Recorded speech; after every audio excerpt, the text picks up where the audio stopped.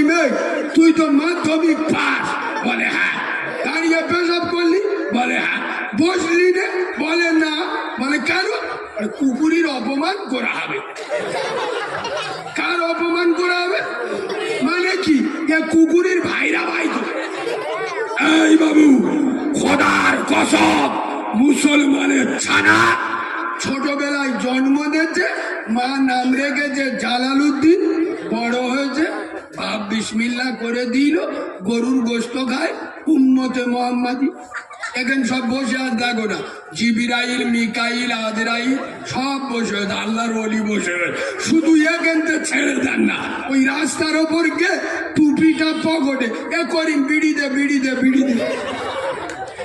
আরে হ্যাঁ না না, হ্যাঁ না না, লজ্জা থাকা দরকার, শরম থাকা দরকার। খোদার কসম, এখানে যত লোক বসে আছেন, আমি নবীর মেম্বারে বসে খুব দায়িত্ব নিয়ে বলছি, এর ভিতরে 100-র মধ্যে 98 জন ঈশার নামাজ, কথা বলেন, ঈশার নামাজ পড়ে। আর ইনশাআল্লাহ ফজরের নামাজ, জিবরাইল সকালবেলা ঘরে ঢুকলি বুঝতে পারবে করিম খাটের ওপর, লুঙ্গি খাটের নিচে, আল্লাহর কিরে বাপ। এই হ্যাঁ না না, হ্যাঁ না না, এরা বলে মুচো মানে ছানা, উম্মতে মোহাম্মদী।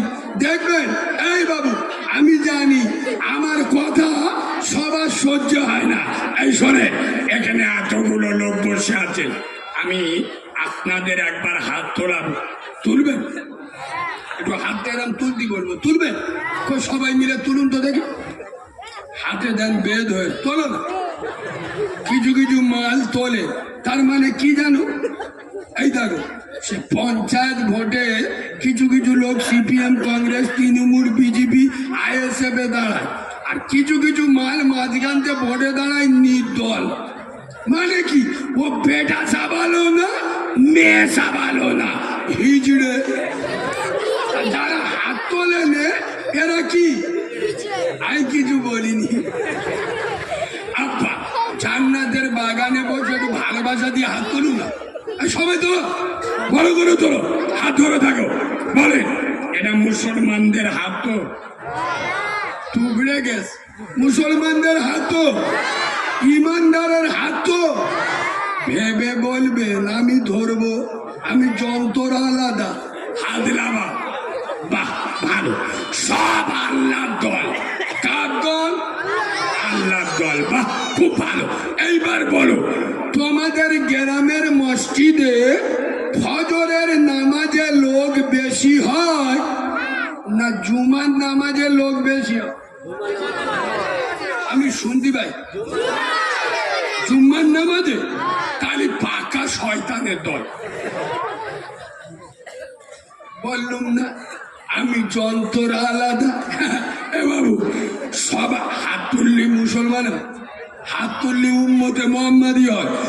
সবাই যদি মুসলমান, উম্মতে মোহাম্মদী, আশিকে রাসূল, কলমা পড়নে वाला ইমানদার হলে বলবো, বলবো, সবাই যদি ইমানদার, মুসলমান, আশিকে রাসূল আর উম্মতে মোহাম্মদী হলে বিয়ের দিন শ্বশুরের পাছায় কাঠোলা বাঁশ দিয়ে অ্যাপাচি মোটরসাইকেল, সোনা দানা, খাদি বিজনা নিল যারা, এ শালাগুলো কারা? বলো বলো, এরা আসমানটা লেবেছে না জমিনটা উঠেছে? এই বিয়াদবের বাচ্চা, সবাই যদি মুসলমান, ইমানদার, আশিকে রাসূল আর কোরআন প্রেমিক হলে নিজেদের বউগুলো ষাঁড়ের মতো সাজিয়ে বিভিন্ন লোনে পাঠায় যারা, এসব আল্লাহর ওলিগুলো কারা? সবাই যদি ইমানদার, আশিকে রাসূল আর কোরআন প্রেমিক হলে খোদার মসজিদে আজান হয়, বাড়িতে এড়ে গরুর মতো শুয়ে থাকে যারা, এসব যন্ত্রগুলো কারা? আরে বলবে তো কারা? আগামী করার জায়গা পাও নাই। মুসলমান, মুসলমান হও। আরে মুসলমান জাহান্নামে যাবে না, মুসলমানের ছানা হলি 100% জাহান্নামে যাবে। আমরা মুসলমান নয়, মুসলমানের ছানা। এবং আমার বাড়ি সংগ্রামপুর, নাম শুনেছেন তো? সংগ্রামপুর স্টেশন, খুব গুরুত্ব দিয়ে শোনেন। আমাদের ডায়মন্ড হারবারে বড় বড় ডাক্তার বসে, খুব গুরুত্ব দেয়।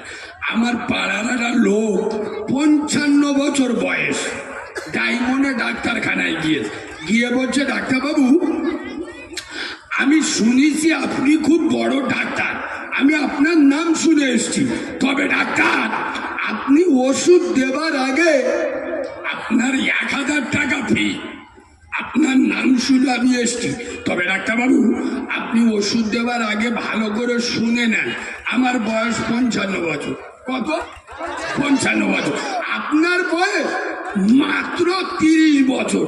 ডাক্তার ওষুধ চালার আগে শুনে নাও, আপনি যখন ভালো করে মার পেটে আসেননি, আমি সেখান থেকে তামাকে দাঁত মাজি আর এখন তামাকে দাঁত মাজি, বিড়ি খাই, আর ইনশাল্লাহ যতদিন বেঁচে থাকবো তামাকে দাঁত মাজবো, বিড়ি খাবো।